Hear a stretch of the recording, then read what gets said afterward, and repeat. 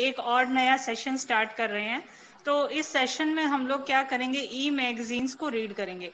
ई magazines जो आपके library blog पर अवेलेबल हैं, ई बुक्स भी आपके लाइब्रेरी ब्लॉग्स पर अवेलेबल हैं, तो आप उसमें देख सकते हैं। तो मैं पहले आपको क्विकली एक बार दिखाती हूँ कि आप उसको एक्सेस कैसे कर सकते हैं, लाइब्रेरी ब्लॉग तक आप पहुंच कैसे सकते हैं। सोशन, एक बार डेमो दिखाइए आप।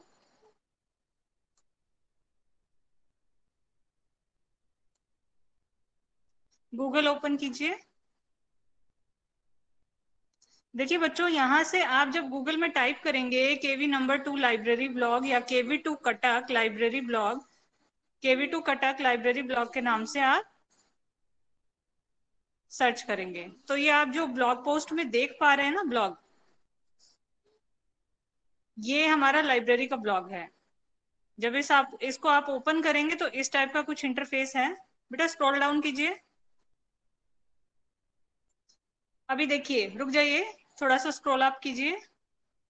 देखिए बच्चों, आप इसको साइड में कॉलम जो दिख रहा है ना, आपको कॉलम शो हो रहे हैं कि नहीं? Yes ma'am. ओके, तो उसमें आप देखेंगे एक कॉलम ऊपर ई बुक्स का है और एक कॉलम उसमें नीचे ई मैगजीन्स का है। थोड़ा स्क्रॉल डाउन कीजिए शेन। इसके अलावा भी आप देखेंगे तो लाइब्रेरी की अलग अलग एक्टिविटीज जो है उनकी फोटोज भी डाल रखी है और उसमें काफी सारे पेजेस भी हैं। आप नीचे आएंगे ना थोड़ा इसमें, तो आपको क्विक लिंक्स भी शो होंगे। शेन थोड़ा उसमें नीचे जाइए, स्क्रॉल डाउन कीजिए। वेरी गुड, थोड़ा और कीजिए। देखिए अभी ये लिंक्स वगैरह है, विकिपीडिया का क्विक लिंक्स है, और उसके अलावा जो आप क्विक लिंक्स देख पा रहे हैं ना, आप अपने अपने फोन में क्या कर सकते हैं, आप फोन या जो भी डिवाइस है, फोन है तो आप अपना क्या, जो फुल स्क्रीन कर लीजिए, उससे अच्छा बेटर आएगा दिखने में। तो आप देखिए इसमें क्विक लिंक्स भी हैं, जिसमें हमारे स्कूल का जो है स्कूल का एड्रेस है, स्कूल का वेबसाइट एड्रेस है, प्लस इसमें CBSE का वेबसाइट का एड्रेस है, अदर भी लिंक्स इसमें काफी कुछ दिए हुए हैं। ठीक है, सो प्लीज स्क्रॉल अप कीजिए श्रेयन। तो ये लाइब्रेरी ब्लॉग है, इसमें काफी सारा मटेरियल अवेलेबल है, रीडिंग कार्ड्स भी है, तो आप चाहें तो उसको भी जब भी टाइम मिले आप पढ़ सकते हैं। Okay now stop. ठीक है, ये चकमक का जो एडिशन है अप्रैल का, वो निकालिए, अप्रैल 2 का, पेज नंबर 14।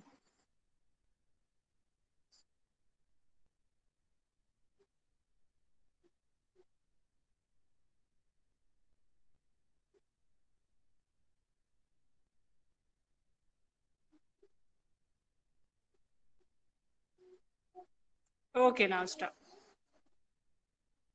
देखिए अगर आप फोन से कर रहे हैं ना, तो आप क्या अपने अपने फोन को हॉरिजॉन्टल मोड में ले आइए, उससे आपको बेटर दिखाई देगा। ठीक है, तो देखिए ये बात हो रही है, ये जो एक आर्टिकल लिखा हुआ है ना चकमक के अंदर, उस आर्टिकल में नाम है इसका भूरी चित्रकाज।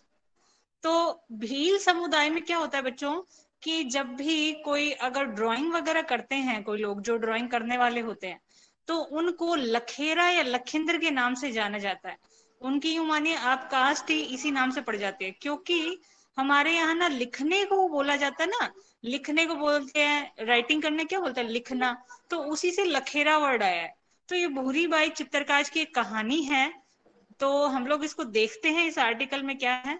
ये कहानी के थ्रू क्या चीज है, एक्चुअल में आपको बहुत कुछ जानने सीखने को मिलेगा कि भील समुदाय में किस तरह से चित्रकारी वगैरह की जाती है, उसमें क्या कुछ लोग अपनी तरफ से नया शामिल करते हैं, और उसको किस प्रकार से चित्रकारी को ज्यादा बढ़ावा देने के लिए क्या क्या प्रयास किए जाते हैं, वो सब कुछ हम लोग देखेंगे इसमें। ठीक है, तो आप लोग स्टार्ट कीजिए। दिव्याशा आप पहले स्टार्ट करेंगे पढ़ना। Yes ma'am. ओके दिव्याशा स्टार्ट कीजिए। भील समुदाय में चित्र बनाने वाले के लिए लखेरा या लिखेंद्र शब्द इस्तेमाल होता है और चित्र बनाने की क्रिया के लिए लिखना शब्द इस्तेमाल होता है। चित्र बनाने की क्रिया को लिखने कहने से अनायास ही उसका पाठ खासा छोड़ा हो जाता है। सामान्य तौर पर चित्रों से संदर्भ में सारा दामोदर सिर्फ देखने पर होता है, जबकि लिखने में लिखने, सुनने, स्पर्श करने की अनुभूतियों को भी बिंब रूपक आदि के जरिए बताया जाता है।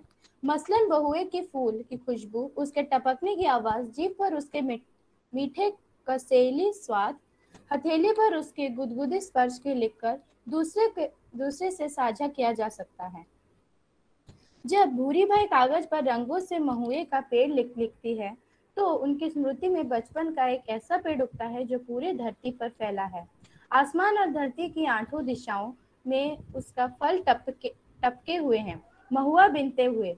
अपनी चिपचिपी उंगलियों की मिठास को अपनी नन्ही सी बहन को चटाने में उसके गर्म मुलायम लार से भरे हुए मुंह की छुअन भी चित्र में लिखी जाती है। यदि तुम इन चित्रों को सिर्फ आंखों से देखोगे तो शायद कुछ खुशहाल से रंग ही देख पाओगे, पर यदि तुम इन चित्रों के आगे ठहरे और तुम्हें एक गर्माहट, एक उजास उजास इनसे निकलती हुई महसूस हुई, तो वह शायद नन्ही बहन के साथ सुदूर बचपन में बांटी गई मिठास की कौंध है जो चित्र में उतर आई है। भूरीबाई के चित्र में अंकित पेड़, पक्षी और मानुष्य आकृतियों में एक लय अच्छा और दिव्यांशा, रुकिए रुकिए, जी एक बार यहाँ पर रुकिए। अच्छा, अभी स्वाहाश्री आप पढ़ सकते हैं अगला पैरा हमारे लिए? Yes ma'am. ठीक है, स्वाहाश्री अपना ऑडियो वीडियो ऑन कीजिएगा। Okay ma'am.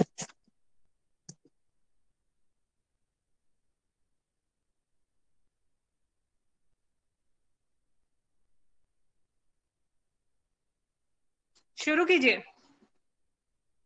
Yes ma'am.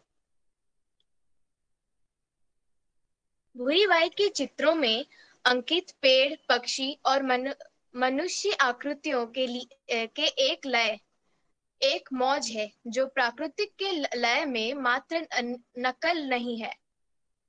अपने चित्रों में मगरमच्छ या भालू, बैलगाड़ी या खुद को बनाते हुए भूरीबाई उन्हें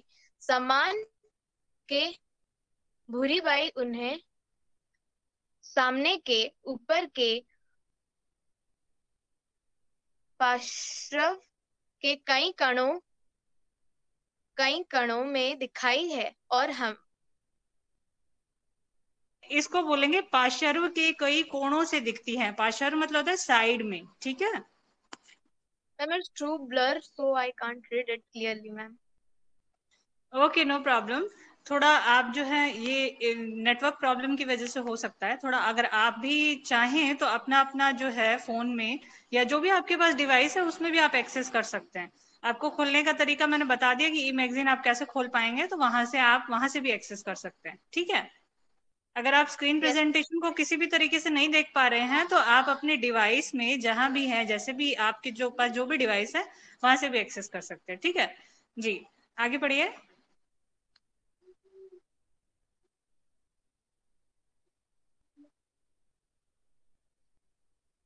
दिखाती है। एक साथ इतने कोणों से देखना क्या साधारण आंखों से संभव है? ऐसा तो केवल मन के आंखों से देखने पर ही संभव है। भूरीबाई के चित्र भाषा, विशेषकर शुरुआती चित्र भाषा में उन्हीं के समुदाय और गोदना अभिप्राय का महत्वपूर्ण स्थान है। इनके अलावा वस्त्र, आभूषण और टेराकोटी और आकृतियों, सुनी दिखाई हुई गीत कथाओं, अनुष्ठानों और दृश्य अदृश्य आकृतियों ने भी भूरीबाई से अपना रूप साझा किया। साझा किया। किंतु यह सारे रूपकार भी एक खास तरह से उनके चित्र में प्रकट हुई, जिससे हम आज उनके चित्र शैली कह सकते हैं। इस चित्र शैली में आज भली समुदाय की कई अन्य चित्रकार काम कर रहे हैं। अच्छा रुकिए, की शुरुआत चित्रों यहाँ पर रुकिए, मुझे कुछ बताना है। पहली बात तो हम भील समुदाय की बात कर रहे हैं। शयन आप थोड़ा सा पेज को अप कीजिए तो ठीक है, यहाँ पर रुक दीजिए। अभी आप देखेंगे कि ये एक पैटर्न, क्या आपको कहीं पर कुछ जाना देखा सा लगता है क्या बच्चों? ये पैटर्न क्या आपने कहीं भी देखा है? थोड़ा सोच के देखिए, क्या ये पैटर्न कहीं देखा देखा सा लगता है क्या? जो केव की पेंटिंग्स होती थी, जो पुराने जमाने में आदि मानुषों के द्वारा बनाई जाती थी, क्या उन पेंटिंग्स में ऐसा पैटर्न देखने को मिलता था हमें? हम यस मैम। हाँ मैम। Yes ma'am ma'am. वो जो देखते थे उससे अच्छे से ही नहीं, लेकिन बनाते थे, जो देखते थे उससे ही बनाते थे। Very good. यही बात है कि ये जो हमारे पास में चित्रकारी की जो परंपरा है, ये आज की नहीं है, ये सदियों पुरानी है। आप देखिए कि जब से इंसान ने थोड़ा बहुत समझना शुरू किया, अगर आप पुरानी हिस्ट्री में जाएंगे ना, हिस्ट्री में थोड़ा सा जाके देखेंगे, तो जब से इंसान ने अपने आप को थोड़ा समझना स्टार्ट किया है ना, तब से उसने अपने आप को एक्सप्रेस करना स्टार्ट किया है, अपने आप की अभिव्यक्ति करना स्टार्ट किया है। और अभिव्यक्ति का सबसे बढ़िया मीडियम जो उस समय पर मनुष्य के पास में था, ठीक है, वो था हमारे पास चित्रकारी और ड्राइंग। तो आप देखेंगे जो केव पेंटिंग्स आती है, अजंता और एलोरा की आप गुफाएं या केव्स की बात करेंगे ना, जो महाराष्ट्र में है, तो उसमें एक जो चीज सबसे इंपॉर्टेंट निकल के आती है वो है कि वहां पर पेंटिंग्स है। और पेंटिंग्स कौन सी, कि उनकी जो केव है, मतलब कि जो गुफाएं हैं, उन गुफाओं के ऊपर पेंटिंग, उन गुफाओं की दीवारों पर पेंटिंग बनाई गई है, उन पेंटिंग्स में कलर भी भरे गए हैं। तो देखिए कि वो इंसान अपने आप को उस समय भी करना जानते थे, अपने आप को एक्सप्रेस करना जानते थे, अभिव्यक्त करना जानते थे। हमने भाषा तो बहुत बाद में सीखी है। अगर मनुष्यों के, आदि मनुष्य की बात करें ना, तो उसने अपने आप को एक्सप्रेस करने का पहला मीडियम भाषा नहीं निकाला था। अपने आप को उसने एक्सप्रेस करने का पहला मीडियम क्या निकाला था, पेंटिंग या ड्राइंग। अभी आप इस पैरा की, ये जो पैरा पढ़ा था ना भूरी बाई की चित्र भाषा, आप उसको अगर थोड़ा सा गौर से देखेंगे ना बच्चों, तो आप ये देख पाएंगे कि उसमें जो थर्ड लाइन है, उसमें एक चीज है टेराकोटा। आप बताएंगे अगर किसी को पता हो तो टेराकोटा क्या होता है?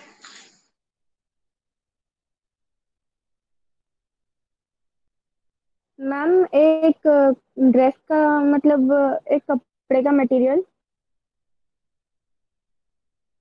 अच्छा पायल, एक बात बताइए, आप में से कितने लोगों ने, मैंने एक जो पहले प्रेजेंटेशन दी थी, वो थी टॉप 10 फैक्ट्स ऑफ राजस्थान, उसके अंदर कालीबंगा संस्कृति के बारे में पढ़ा था?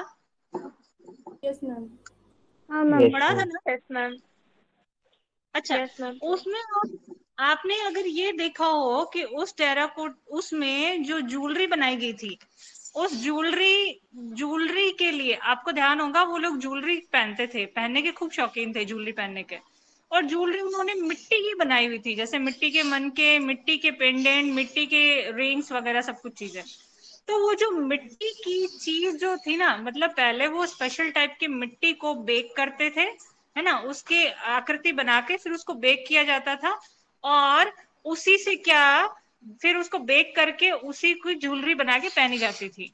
तो ये जो ज्वेलरी थी, इसी को टेराकोटा ज्वेलरी बोला जाता है।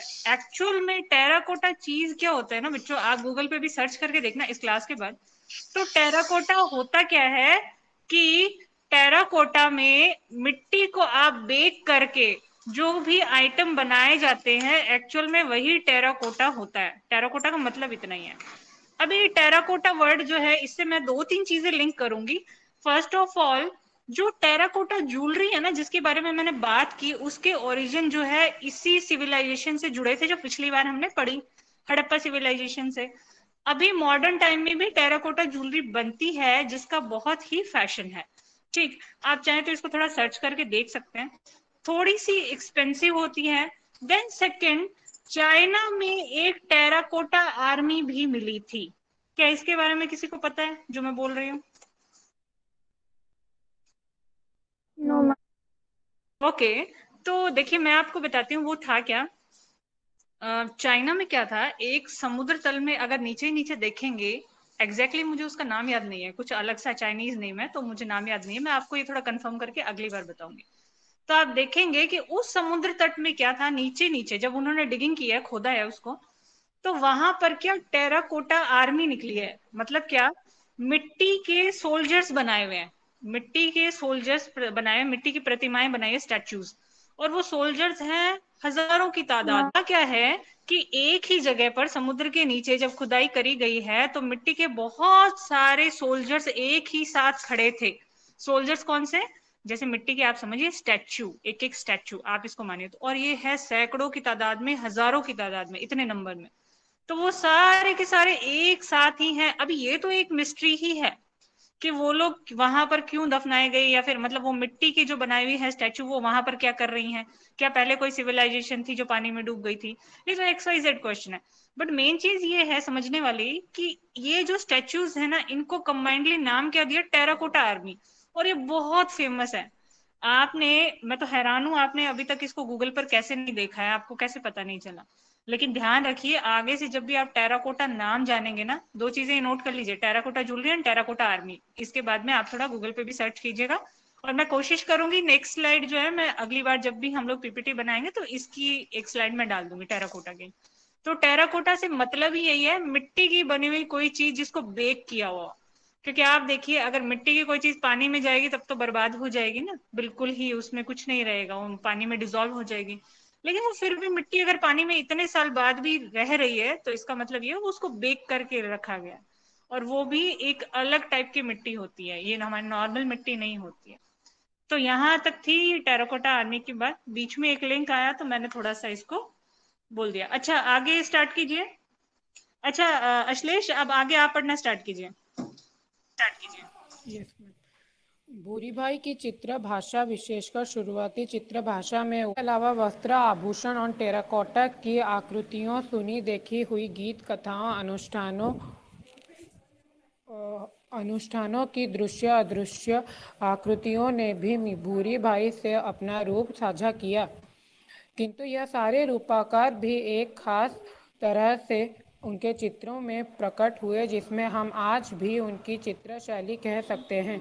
इस चित्र शैली में आज भी समुदाय के कई अन्य चित्रकार काम कर रहे हैं। भूरी भाई के शुरुआती चित्रों और इधर के चित्रों को एक साथ देखना भी एक अलग अनुभव है। इतनी लंबी रंग यात्रा में बदलाव ना आए तो यह संभव ही नहीं है। अक्सर इन बदलावों के आने में चित्रों को देखने और खरीदने वाली आंखों की खासी भूमिका होती है। कागज या कैनवस पर दूसरे धब्बे ना पड़ जाएं, बात सिर्फ यहाँ तक सीमित नहीं रहती। अधिक चटकीले रंगों, सजावट आदि की मांग होती है और लगातार दूसरी चित्र परंपराओं से तुलना की जाती है। बाजार के दबावों से कुछ के काम को बचाना किसी भी कलाकार के लिए चुनौतीपूर्ण होता है। भूरी भाई के लिए यह आसान नहीं है। अपने शुरुआती चित्र जहां वे सीधे अश्लेष ब्रश रुक जाइए। ठीक है, यहाँ अश्लेष आप रुक जाइए, थैंक यू। पायल, ये लास्ट पैरा है शायद, आप पढ़ना स्टार्ट कीजिए। Yes ma'am. अपने शुरुआती चित्र जहां वे सीधे ब्रश को रंग में डुबोकर कागज पर बनाया करती थी, वहीं अब उन्हें पहले व्यवस्थित तरीके से पेंसिल रबर से बनाती हैं। फिर कहीं उनमें रंग भरा जाता है और तब अंत में बूंदकियों से उनका श्रृंगार होता है। बूंदकियां भी अपनी जमावट में अब पैटर्न बनाती हैं, किंतु आज भी भूरी बाई के अधिकांश चित्रों में आकृतियों की आपस में एक लयात्मक गुफ्तगू जारी रहती है। अच्छा, यहीं पर रुकिए, एक चीज बताना पायल, गुफ्तगू का मतलब क्या होता है?